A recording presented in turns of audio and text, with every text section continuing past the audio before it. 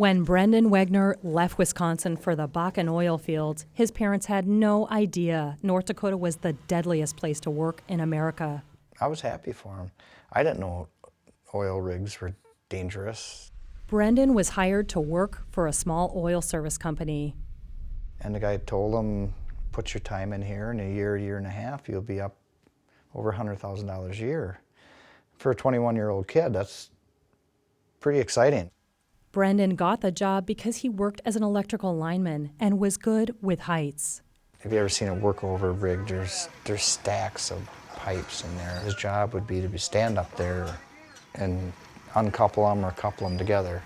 And the day of the accident was actually his first day working on the rig.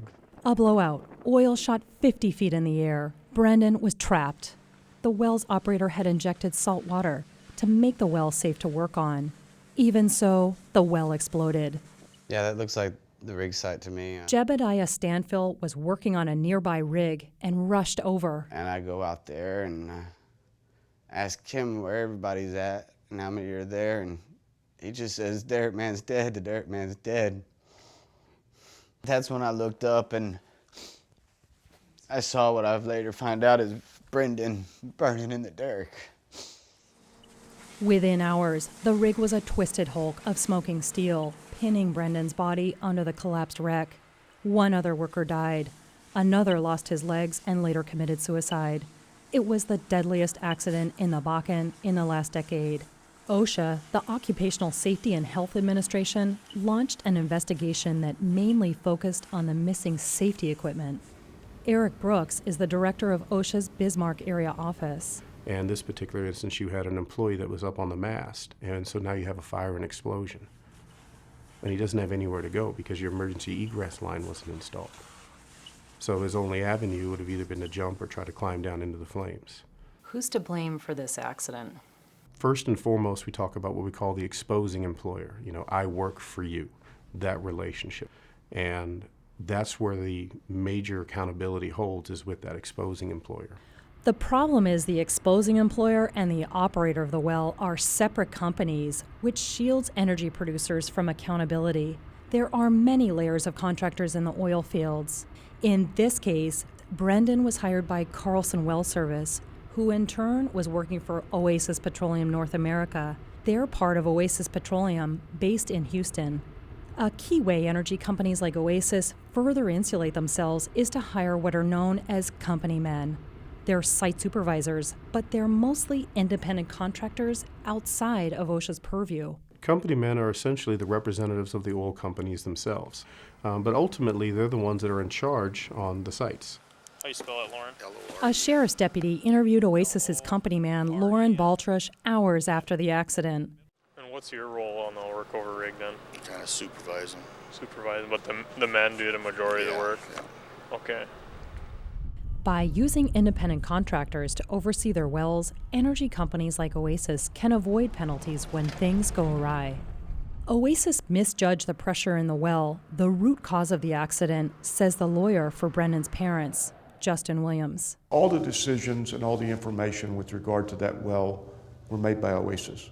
There was no decisions made that reflected a mentality towards safety. Williams says Oasis had ultimate control over the site that day. Like most companies, Oasis Petroleum typically receives real-time data on well conditions, pressure, and progress. In fact, this email shows that the very well Brendan was working on had been recognized for setting a drilling speed record just months before. But OSHA gave Oasis cursory attention in its accident investigation. The attorney for Brendan's parents says the agency lacks a sophisticated understanding of the oil and gas industry. One of its safety reports on the explosion included a quote straight from Wikipedia. How come Oasis wasn't held accountable for this accident? Oasis doesn't have exposed employees on the job site. Rather, they hired a subcontractor. Now, that might sound like a bunch of legalese, but it's very important. In fact, that means regulators could not cite the company. A handwritten note from an OSHA investigator shows that while Baltrush shut down the well the day before the explosion, the investigator still concluded no Oasis employee on site. As a result, while Carlson was fined $63,000, Oasis paid no penalty.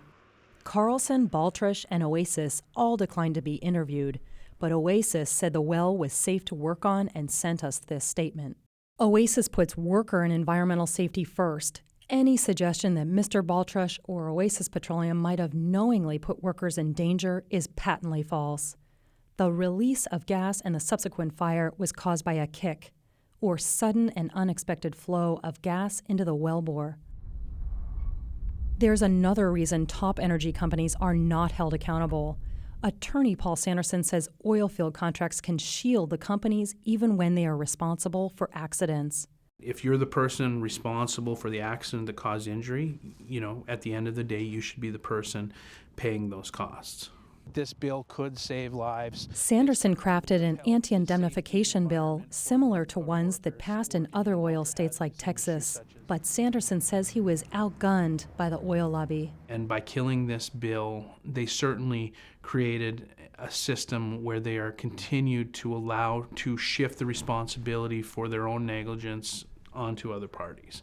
Safety experts like Dennis Schmitz say that energy companies are drawn to North Dakota because they can sidestep accountability. Literally, you got the fox in the henhouse. It's easy to see why everybody wants to come to North Dakota and do business, because there's no restrictions. And that is one reason the Bakken is so dangerous. Schmitz says it's often hard for contractors to insist on safety if that gets in the way of production. If they're incentivized in the wrong way, it's very difficult to tell the person who literally carries the balance of work for your entire company, no, we can't do this, or no, we can't do it that way because it's unsafe. Heading to the site of Brendan's accident, I could see another rig drilling on the very same spot. The new oil well is less than 100 feet from the one that blew up. A simple wood cross commemorates the spot where Brendan was killed 4 years ago. His parents reached a settlement with Oasis for an undisclosed amount, but the indemnification helped the oil giant pass on part of these costs to their contractor's insurance company. Brendan's father says there's no real incentive for oil companies to keep workers safe. To them, there's just dollar signs coming out of the ground. I don't think they have any regards to how they're getting it, and I think they should be responsible for the well-being of the people working on their site. And now that the price of crude has collapsed, many in the Bakken fear that the pressure to put speed before safety will only increase. For the PBS NewsHour, I'm Jennifer Gollan with Reveal in Williston, North Dakota.